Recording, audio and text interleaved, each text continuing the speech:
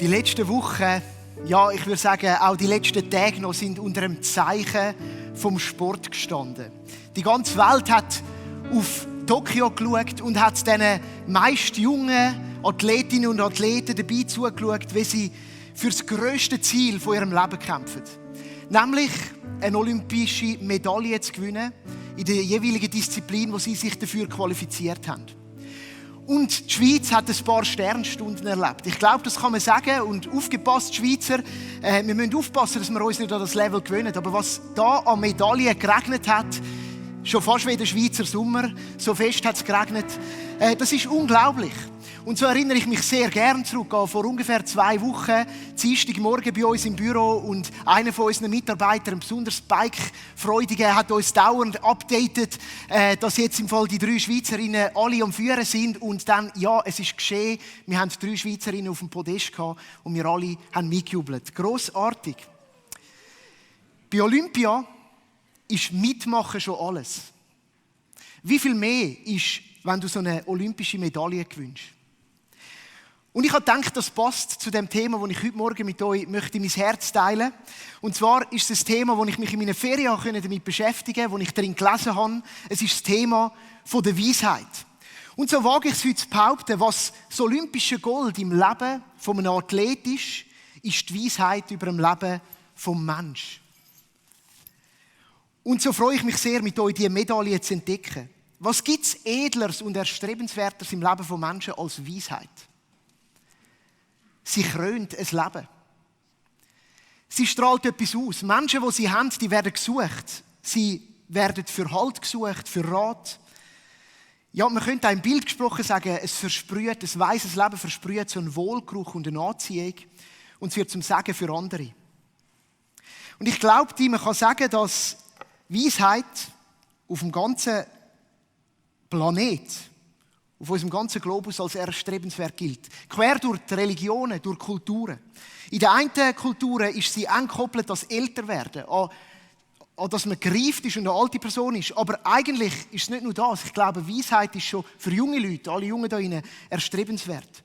Und ich glaube, auch gerade in unserer westlichen Welt sehen wir das. Wir streben nach Weisheit und wir haben sie wohl oft damit gefüllt, dass es darum geht, viel zu wissen. Und so geht es heutzutage darum, dass man so die besten Lifehacks für sein Leben herausfindet. Wie kann ich mein Leben besonders gut gestalten? YouTube ist voll von Tipps und Tricks für Nötiges und Unnötiges, wie du dein Leben verbessern kannst. Wir erleben das mit einer grossen Wissbegierde bei uns in der Gesellschaft. Also Bildung ist mega wichtig. Jeder bildet sich noch weiter. Es geht darum, Weisheit zu erlangen. Wir machen das aber auch so, indem wir Rat suchen bei weisen Menschen. Man nennt die heutzutage Coaches und Mentoren. Und man sucht die Weisheit, für sein Leben gut zu gestalten. Und gleichzeitig habe ich dann so gemerkt, so gut Schweizer ist, sind wir aber auch immer ein bisschen ambivalent. Weil wenn jemand ein bisschen zu dick auftrumpft mit dieser Weisheit, dann stört es uns. Und dann sagen wir, ja, der hat die Weisheit wieder mal mit Löffel gefressen. Einfach ja nicht zu viel, oder? Aber trotzdem erstrebt man es. Und übrigens auch die Bibel sieht sie als ein erstrebenswertes Gut. Sprüche, Kapitel 4, Vers 7, sagt das sehr klar und provokant. Nur eins im Leben ist wirklich wichtig. Wird weise, wird verständig. Kein Preis darf dir zu hoch dafür sein. Und das passt schon wieder mega gut zu diesen Medaillen. Die Athletinnen und Athleten, die geben alles. Die zahlen jeden Preis, damit sie die Medaille erreichen können. Die Bibel redet auch über Weisheit. Und mit diesen Texten habe ich mich befasst. In meinen Ferien eher zufällig bin ich in meiner jährlichen Bibellese drüber gestolpert und es hat mich gepackt und es hat mich angesprochen. Und die Bibelforschung ordnet mehrere Bücher der sogenannten Weisheitsliteratur zu. Das sind Hiob, das Buch der Sprüche, das Buch Prediger oder Kohelet und ein Teil der Psalmen. Und heute haben wir nicht Zeit für alles, aber auf 2 von diesen Büchern möchte ich mit euch heute eingehen. Ich lade euch ein, auf 2 davon den Fokus zu legen. Das Ziel der biblischen Weisheit ist, dass der Mensch lernen soll, und zwar nicht aus göttlicher Offenbarung, sondern aus der Erfahrung vom Leben. Und ich finde das cool. Wir predigen viel über die göttliche Offenbarung. Die Propheten haben das gemacht. Da kommt das Wort von Gott und sagt, was wahr ist, was gut ist, wo es durchgeht. Da kommt das Gesetz von Gott. Aber die Bibel kennt im Fall auch das andere. Sie kennt auch weisen Rat, nicht von Gott, sondern aus der Beobachtung vom Leben. Um das geht es bei der Weisheitsliteratur. Man schaut das Leben an und lernt daraus. Und das gefällt mir, weil es fördert die Mündigkeit von dir und von mir. Es geht nämlich darum, dass du auch Verantwortung hast, dein Leben anzuschauen. Und zu sagen, was ist weises Handeln? Was lerne ich aus meinem Leben? Gibt es Folgerungen, die ich ziehen kann? Es ist auch ein bisschen der Ruf zu sagen, du kannst einfach nicht jede Entscheidung und alles einfach immer abgeben. Und manchmal ist ja da Gott so hilfreich. Ab und zu will Gott von dir, dass du einen weisen Entscheid triffst. Das Ziel der Weisheit ist, den Menschen zu lehren, aus der Erfahrung. Wichtig dabei ist zu sagen, dass das Wort im Hebräischen, das nennt sich Chochma, Weisheit erkennen, verstehen, und das greift viel weiter als Intelligenz. Und da vielleicht wir in der westlichen Welt, die das Gefühl haben, mit Bildung werden wir weise, das ist nicht alles. Der Begriff, den die Bibel uns lehrt, geht um viel mehr als um einfach Wissen aneignen und Bücher lesen. Es geht darum, gut zu leben. Es geht darum, das, was man gelernt hat, auch anzuwenden. Somit wird die Weisheit sich immer in der Tat ausdrücken. Man sieht das an deinem Leben an. Wir sehen das auch mega schön in der Bibel, dass die Menschen, die zum Beispiel die Stiftshütte gebaut haben, da werden Leute genannt, die die Tücher genäht haben für die Zeltblachen. Da werden aber auch Leute genannt, die die Gefäße und Gerätschaften angeschafft haben. Und die sind mit Verständnis gesegnet worden, mit Weisheit, um das auszuführen, also handwerkliches Geschick, das können auszuführen, das hat mit Weisheit zu tun. Das ist alles in dem Begriff der Weisheit drin in der Bibel. Oder der Josef war gesegnet mit dem Verständnis, um administrativ weise mit dem Korn von Ägypten umzugehen. Weisheit drückt sich aus in der Tat. Und die Fähigkeiten, die eben die Weisheit dann mit sich bringt, die helfen Einzelnen und der Gemeinschaft, ein gelingendes und gutes Leben zu führen. Hey, Weisheit ist wichtig. Und am besten fressen wir sie alle mit Löffeln. Es wäre im Fall gut. Und ich wünschte mir, dass wir eine Gemeinschaft sind, die Weisheit besitzt, wo sie pflegt, wo sie hat, weil sie führt dazu, dass wir ein gelingendes Leben haben. Wir können uns dabei helfen. Und das ist der Glanz von dieser Medaille. Und ich glaube, da ist die Bibel sich einig mit der Weisheit, wo auch die ganze Welt sich danach sehnt. Es geht um das sogenannte Good Life. Hashtag Good Life.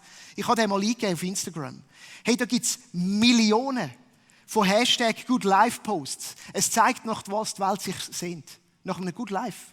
Und wenn sie mal das Gefühl hat, sie hat es, meistens in den Ferien, ausser es regnet in der Schweiz, dann postet sie das schönste Bild und sagt Good Life, Good Life. Oder Hashtag Happy. Schau, wir Menschen sehnen uns nach dem. Und die Bibel ist sich in dem sogar einig. Das ist voll gut. Das ist erstrebenswert. Weisheit führt zu einem guten und gelingenden Leben. Das ist das Gold und der Glanz von dieser Medaille. Das ist das, was reizt und anspornt. Jetzt, was berichtet dann die Bibel genau darüber? Ich lade euch ein in 2 Bücher. Und ich finde das Bild von der Medaille darum so passend, und ich nehme sie da nochmal weg, weil jede Medaille hat 2 Seiten. Eine Vorder- und eine Rückseite. Aber es ist eine Medaille. Und so möchte ich mit euch die 2 Seiten heute betrachten. Und es sind so 2 Blickwinkel, wo 2 verschiedene Bücher auf die Weisheit von der Bibel werfen. Und die erste Seite, die finden wir im Buch der Sprüche. Und in diesem Buch wird uns die Weisheit vorgestellt. Und man könnte sagen, sie zeigt sich im Bild von einer Frau. Ich nenne sie heute die Frau Ratschlag. Wir haben ein Bild dabei. Die Frau Ratschlag, das ist eine sehr clevere, intelligente und brillante Lehrerin. Vielleicht hast du auch mal so eine in der Schule. Einfach so besonders gut.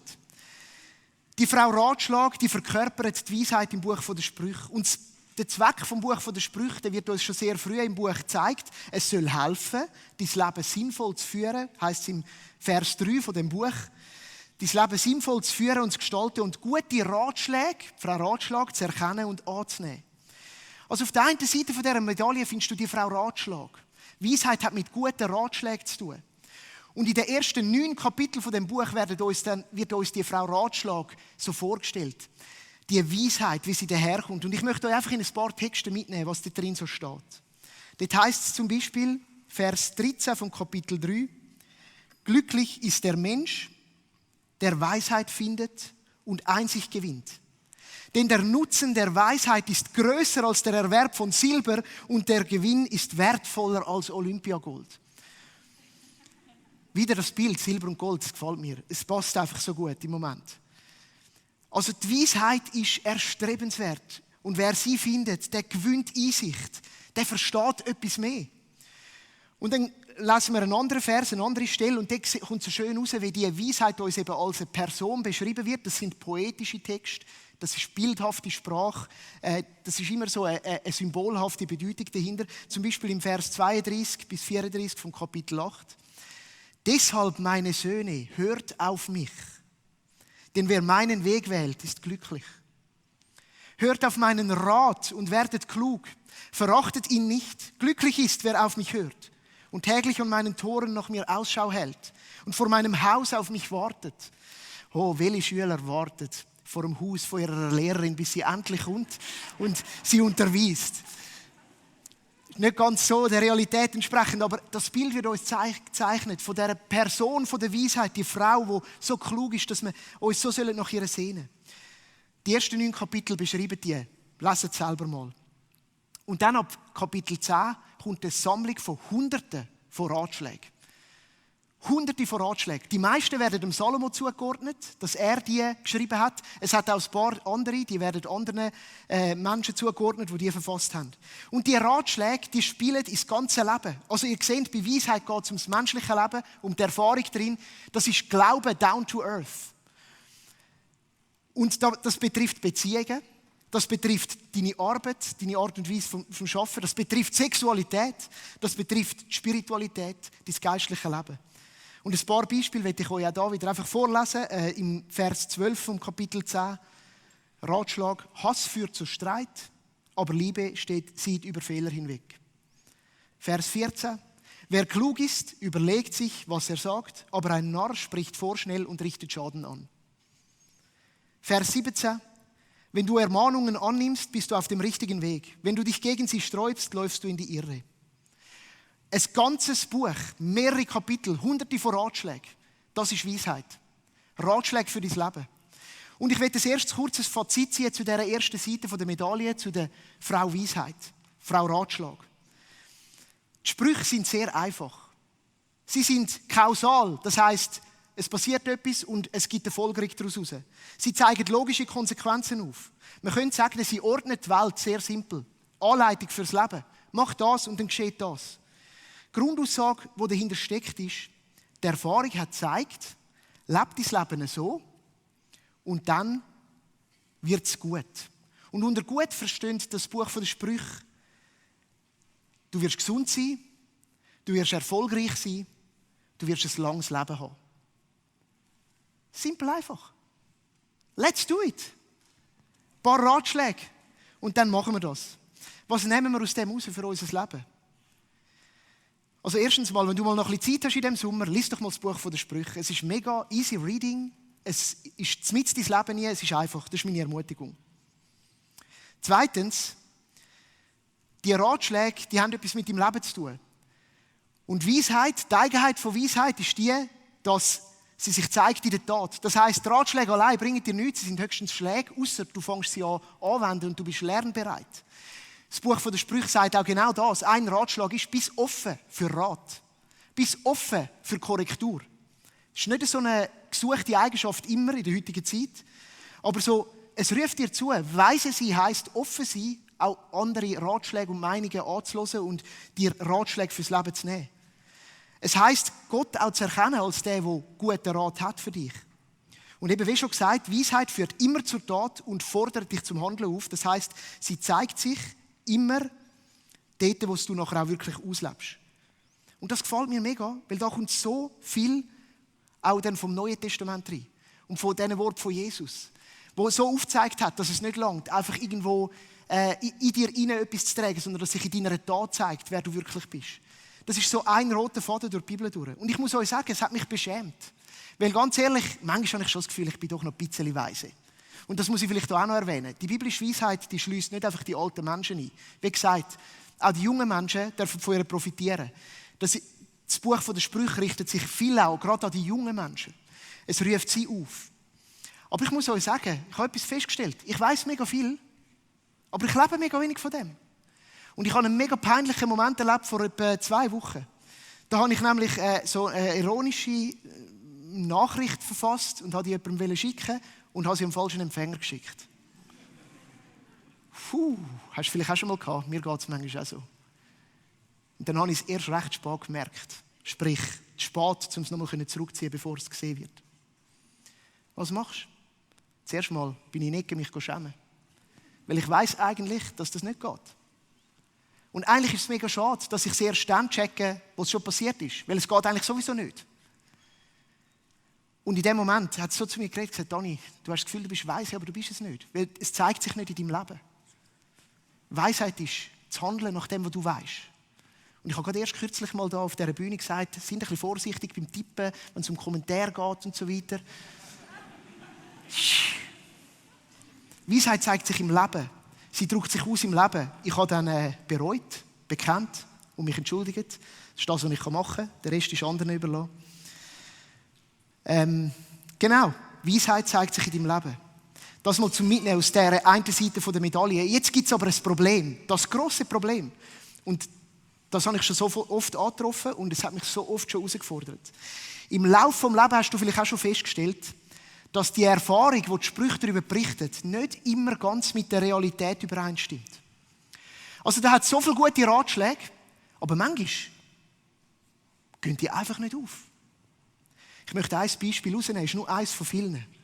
Sprüche Kapitel 10, Vers 24. Das grosse Problem. Wer von Gott nichts wissen will, dem stößt das zu, was er am meisten fürchtet. Wer jedoch zu Gott gehört, bekommt, was er sich wünscht. Hey, ganz ehrlich. Vielleicht gehörst du auch zu Gott. Bekommst du immer über, was du dir wünschst? Und ich weiss, jetzt können wir sagen, ja weisst, es gibt Wünsche, die sind gut vor Gott und andere nicht. Und Gott ist halt da grösser, natürlich. Aber es gibt im Fall auch Situationen im Leben, da stimmt das einfach nicht. Und das habe ich schon so viel erlebt. Ein paar Beispiele. Der todkranke Gläubige, die sich noch nichts als nach Leben sind, aber er stirbt trotzdem. Sein Leben so gut gelebt. Die arbeitslose, alleinerziehende Mutter, die dringend einen Job braucht und 200 Bewerbungen geschrieben hat und es ist wieder eine Absage. Es stimmt einfach nicht. Der Single-Mann, der sich nach einer Partnerin sehnt, an seinem Charakter schafft, alles tut, aber er findet sie nicht. Die depressive Frau, die sich nach Erlösung und Leichtigkeit sehnt, schon 1000-mal betet, schon 1000-mal geschaut, was sie selber tun kann, aber es passiert nicht. Das kinderlose Ehepaar, das ihr Leben gut lebt und alles wäre da, alles wäre vorbereitet, um ein guter Ort zu sein für das Kind, aber es kommt nicht. Sorry, Frau Ratschlag, es stimmt einfach nicht. Manchmal kann man alles tun, aber das geht nicht auf. Vielleicht ist dir das auch schon so gegangen. Und das ist wahr. Die Ratschläge, die gehen nicht immer auf. Und darum hat die Medaille 2 Seiten. Ich will damit nicht sagen, dass die Sprüche falsch sind. Nie und nimmer. Die Sprüche, die sind wahr. Die Sprüche, die sind nicht gelogen. Aber die Sprüche sind oftmals ein Blickwinkel. Es ist so das Logischste, die logische Konsequenz, Verallgemeinerung. So grundsätzlich kann man das sagen. Und grundsätzlich ist es mega gut und mega richtig. Aber sie können nicht jede Situation vom Leben ergreifen. Das Leben ist nicht so einfach. Das Leben ist zu kompliziert. Und so ist eben beim Anwenden der Sprüche auch nie Überheblichkeit am Platz. Und darum kommt vielleicht der Spruch von der Weisheit mit dem Löffel gefressen haben, weil wenn sie dann den Leuten um die Ohren haust, dann ist es schmerzhaft. Es geht nicht um das. Die Sprüche sind gut, sie sind weise, sie sind Weisheit. Aber sie können nicht alles erfassen. Und ich bin so dankbar, dass die Bibel so ein umfassendes Buch ist, dass sie uns mehrere Blickwinkel zeigt. Und so lade ich euch ein auf die Seite 2 von dieser Medaille. Und auf der zweiten Seite wird uns eine andere Person vorgestellt. Und wir finden die im Buch Prediger oder Kohelet. Es ist ein Mann. Und ich nenne ihn heute den Herr Kritiker. Er ist stutzig. Und er ist über so Situationen gestolpert, wie wir vorher gerade angeschaut haben. Und sagt sich ganz ehrlich, so einfach ist das nicht. Es geht einfach nicht immer ganz auf. Er hat schon ein bisschen Lebenserfahrung dabei. Er ist schon durch Höchst und Tiefst vom Leben gegangen. Und er wagt es, Fragen zu stellen. Er stellt Sachen in Frage. Ja, er stellt sogar die Weisheit der Sprüche in Frage. Prediger Kapitel 2, Vers 13 bis 14. Ja, es stimmt. Weisheit ist besser als Unvernunft. So anerkennt er noch, oder? So wie Licht besser ist als Finsternis. Der Weise läuft mit offenen Augen durch die Welt, doch der Unvernünftige tappt im Dunkeln. Und trotzdem wartet auf beide dasselbe Los. Sorry, Frau Ratschlag. Es stimmt einfach nicht immer. Es kommt nicht immer alles gut. Sorry, Frau Ratschlag. Manchmal geht es dem, der alles richtig gemacht hat, genau gleich scheiße wie dem anderen. Ist das Leben nicht unfair? Der Kritiker wagt es, die Frage zu adressieren. Vielleicht noch 2, 3 Worte zu ihm. Auch das Buch wird dem Salomo zugeordnet. Er tritt auf als der Prediger und der Lehrer mit der Erfahrung aus dem Leben. Und die biblische Tradition nimmt an, dass der Salomo dahinter steckt. Und ich finde das schön, beide Bücher steckt er drin. Und er hat schon Sachen erlebt. Und er hat gemerkt, es geht nicht immer auf. Und so ist das Buch Prediger, ein Ruf von dich, dort, wo du stehst. Und er macht ein paar, wo du vielleicht auch herausgefordert bist, wird er dich ermutigen. Und er macht ein paar mutige Aussagen, die auch schon fast ein bisschen too much sein können. Und wo die Frage ist, ob man sie auf einer Bühne überhaupt predigen darf. So wird ich ein paar von denen aufgreifen. So sagt er immer wieder, schau, die Zeit nimmt einfach ihren Lauf. Generationen kommen und gehen. Nur die Erde bleibt für alle Zeit. Auf Deutsch gesagt, weißt du was? Dein Leben ist ein Muckenfurz. Also nimm dich nicht zu wichtig. Oder was auch immer wieder kommt, ist, das ist die Folgerung von dem, schau, irgendwann wirst du sterben. Das Leben ist vergänglich. Dir geht es nicht besser als den Tier, sagt er, der Lehrer, der Kritiker. Beiden hat Gott das Leben gegeben, Mensch und ein Tier. Und beide müssen wieder sterben. Der Mensch hat dem Tier überhaupt nichts voraus. Oh. Und dann sagt er, hey, manchmal ist das Leben einfach mega zufällig. Und wieder ein olympisches Bild. Nicht immer gewinnt der Schnellste. Weil vielleicht ist er gestürchelt, obwohl er sich perfekt vorbereitet hat. Nicht immer wird der Schnellste den Wettlauf gewinnen. Als Fazit kann man sagen, das Leben kann verwirren. Das Leben scheint in diesem Moment schon fast so ein bisschen eben nicht greifbar, so nicht fair. Und ja, das ist schon fast ein bisschen ein depressiver Zug da drin. Er ruft uns zu, dass das Leben manchmal Kopf stehen kann. Das ist ein Fakt. Und er sagt das quer durch sein Buch. Er nennt das Leben ist wie ein Haschen nach Wind. Und die Übersetzung, die ist, ja, es ist immer mega schwierig, die Worte genau zu übersetzen. Man könnte es vielleicht fast besser sagen, das Leben ist wie Dampf und Rauch. Das bewegt sich und tut und macht, oder? Und es ist eben nicht schematisch, sondern es ist immer anders. Und wenn du es fangen willst, dann greifst du ins Leere. Das Leben ist veränderlich und ungreifbar. Es ist nicht immer kontrollierbar. Darum, und das ist dann die andere Seite, die er zeigt, bist offen für das, was kommt. Das ist das Beste, was du machen kannst. Das Einzige, was du tun kannst, ist, deinen momentanen Umgang mit dem, was Gott dir jetzt zutraut, zu steuern. Den kannst du kontrollieren, aber nicht alles. Aber den kannst du kontrollieren. Und dann folgert er, und das war immer mein Lieblingsvers, lange Zeit, darum, geniesse mal dein Leben als allererstes. Junge Leute, geniessen euer Leben. Es ist genug schnell wieder vorbei. Lebe im Moment. Geniesse das, was du hast. Geniesse den guten Tag, dass es heute mal nicht regnet. Geniesse, dass du gute Beziehungen hast. Geniesse es. Und seine Worte gehen noch weiter. Er sagt sogar, geniesse die Herausforderungen von deinem Leben. Sie gehören dazu. Sie sind ein Teil davon. Gott mutet sie dir zu.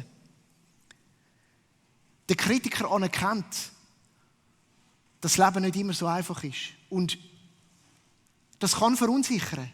Aber vielleicht sitzt du heute auch da drin und sagst, das ermutigt mich mega. Weil das ist das, was ich erlebe. Hey, die Bibel kennt diese Seite. Die biblische Weisheit tut die nicht ausklammern. Sie stellt sie an die Seite von diesen Ratschlägen, von einem guten Leben, von einem guten Ansatz. Sie sagt beides. Beides ist es. Nochmal kurz innehalten, was nehmen wir aus dem Prediger mit, aus der Stimme vom Herrn Kritiker. Wenn du mal diesen Sommer Zeit hast, dann liest doch das Buch vom Prediger. Du kannst es gerade anhängen, dann hast du die gute Ergänzung. Es ist sehr inspirierend. Es ist herausfordernd, weil es ist manchmal schon fast ein bisschen provokant. Es ist sehr ehrlich, es ist lebensnah. Up to you. Das Zweite, der Herr Kritiker stellt uns die Weisheit vor und sagt, Weisheit heisst, das Leben mit offenen Armen zu empfangen und im Moment zu leben und mit der aktuellen Situation einen Umgang zu finden. Darum geniesse es, wenn es geht. Geniesse es ist gut. Und gleichzeitig nimm es an, wenn es mal herausfordert. Es ruft uns auch auf zur Demut. Weisheit hat viel mit Demut zu tun. Wir haben nicht alles im Griff. Und auch wenn du noch so ein guter Gläubiger bist oder so eine gute Christin, du wirst nicht alles im Griff haben. Und vielleicht weckt diese Weisheit auch Verständnis für den Mitmenschen, der Gott wirklich ansteht. Und jetzt nicht einfach deine Schläge braucht, deine Ratschläge, sondern Verständnis in herausfordernden Situationen. Keine vorschnelle Antworten. Die Weisheit anerkennt die Komplexität vom Leben und sucht den Weg in der Mitte, die Weisheit, die uns im Prediger vorgestellt wird. Ein Weg von der Mäßigkeit. Und der Vers, den will ich unbedingt bringen, weil der zeigt den Weg so auf. So sagt der Prediger im Kapitel 7, Vers 15 bis 18, sei nicht allzu fromm und übertreibe es nicht mit deiner Weisheit. Warum willst du dich selber zugrunde richten? Sei aber auch nicht gewissenlos und unvernünftig. Warum willst du sterben, bevor deine Zeit gekommen ist? Es ist gut, wenn du dich an beides hältst und die Extreme vermeidest. Die Weisheit vom Kritiker ist ein Weg von der Mitte, von der Ausgewogenheit. Und sie zeigt sich in der Erkenntnis, dass Gott am Ende über allem steht und nicht einfach so ergriffen werden kann. Und es gibt in deinem Leben Raum dafür, dass du Gott auch nicht immer verstehen musst. Das sind die zwei Seiten dieser Medaille. Aber weißt du was? Die Medaille ist eins. Es ist eine Medaille. Und so fragst du dich vielleicht jetzt, wie bringen wir denn die zwei Seiten jetzt zusammen? Wie lösen wir die Spannung, die zwischen der Frau Ratschlag und dem Herrn Kritiker entsteht? Ich habe noch in beiden Büchern eine Kernessenz verheimlicht. Zwecks Aufbau von meiner Predigt. Und ich bringe dir jetzt gern die Kernessenz. Weil in etwas sind sich die zwei Personen einig. Das Gold von der Weisheit wird manifest, greifbar, anlangbar wie die Medaille in der Ehrfurcht vor Gott. Wahre Weisheit zeigt sich in Gottesfurcht. Sprüche, Kapitel 1, Vers 7. Alle Erkenntnis beginnt damit, dass man Ehrfurcht vor dem Herrn hat. Das wird dann auch immer wieder wiederholt, zum Beispiel im Vers 4 vom Kapitel 22. Wer Ehrfurcht vor dem Herrn hat und ihm gehorcht, der empfängt Reichtum. Das ist Frau Ratschlag. Alle Erkenntnis beginnt damit, dass man Ehrfurcht vor dem Herrn hat.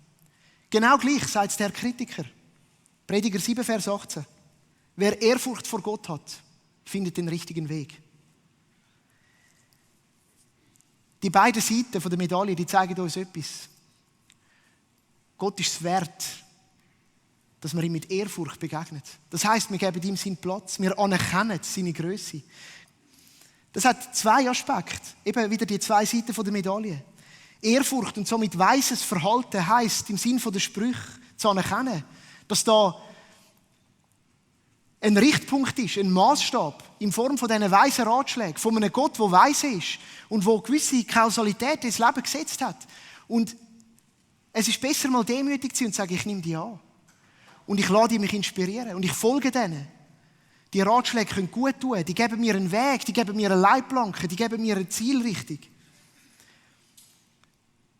Und gleichzeitig heisst es aber eben auch zu anerkennen, dass der Gott so gross ist und so über mir steht und ich so menschlich begrenzt bin im Sinne vom Herr Kritiker, dass ich ihn eben nicht ganz erfassen kann. Und das ist auch Erkenntnis und das ist auch Anerkenntnis, dass Gott eben über mir steht. Und was ich schön finde, ist, beides ist Anbetung. Weil es ist ein Unterordnen. Es ist ein Sagen, du weisst mehr als ich, gib mir deine weisen Ratschläge. Und es ist ein Sagen, du weisst so viel mehr als ich kann es nicht mal ganz erfassen. Und in beidem höre ich dann auch wieder die Stimme vom Hiob, wo eben auch ein weiterer ist in dieser Weisheitsliteratur, wo das in seinem Leben so demonstrativ sich ausdrückt. Und als letztes ist eben das Gold von dieser Medaille, die Gottesfurcht, die Weisheit, die in dieser Gottesfurcht steckt, das Anerkennen von der Freiheit von Gott. Das macht dich weise. Gott definiert, was gut und was böse ist, nicht du. Und die Freiheit führt zu Gelassenheit. Das habe ich schon erlebt in meinem Leben. Ich habe tatsächlich auch schon ein paar so Momente gehabt, wo ich mich echt gefragt habe, ob Gott. Die gibt es immer wieder. Da hat es eine Phase gegeben, wo das ganz intensiv war.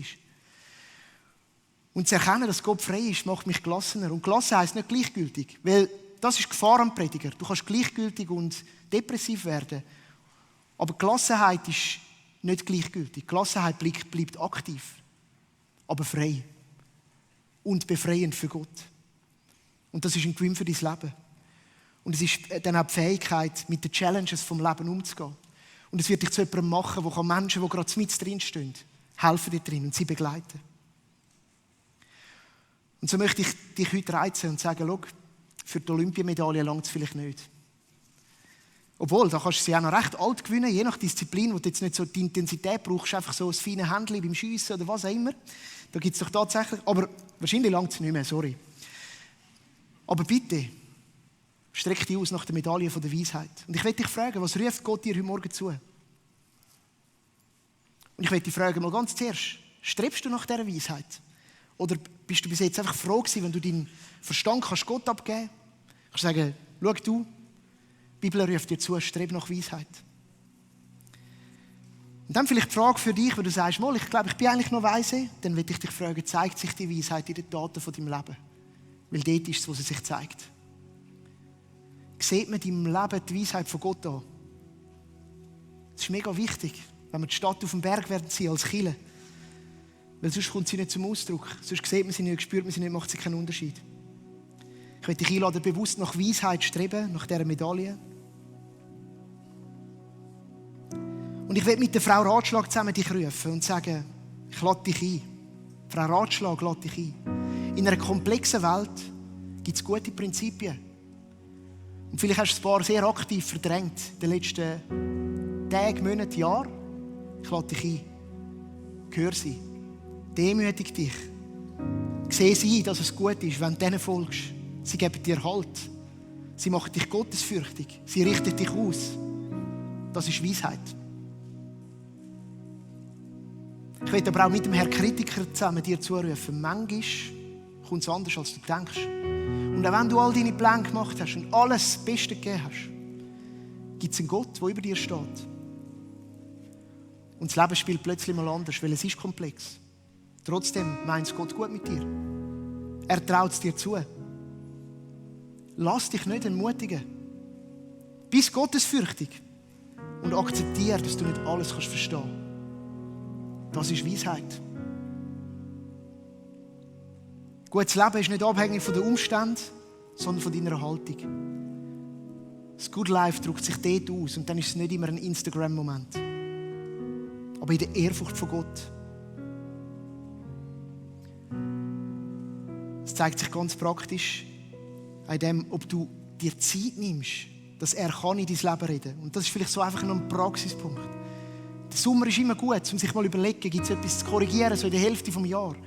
Hey, hast denn du Zeit, wo du Gott mit Ehrfurcht begegnen kannst? Hast du Zeit mit ihm? Ich tue nicht gerne sagen, wie man das macht, weil jeder ist so anders. Aber gibt es Raum, wo du vor Gott stehst? Sagst du, bist Gott, ich Mensch. Im Gebet, in der Bibel lesen.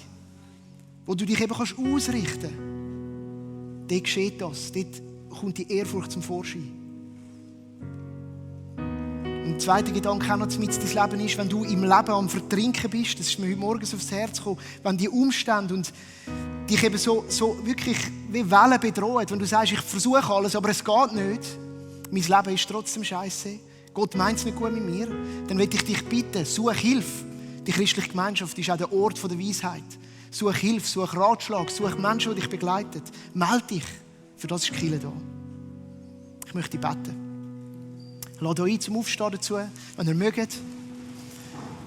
Und ich möchte zuerst für uns beten, mächtiger Gott, Gott von der Weisheit, Quelle von der Weisheit. Ich bete für uns, dass du uns schenkst, Gabe von der Selbstdisziplin, das ist die Frucht von deinem Geist. Dass wir weise Ratschläge ausleben können. Ich bete für uns für Demut, dass du uns demütig machst, Ratschläge anzunehmen.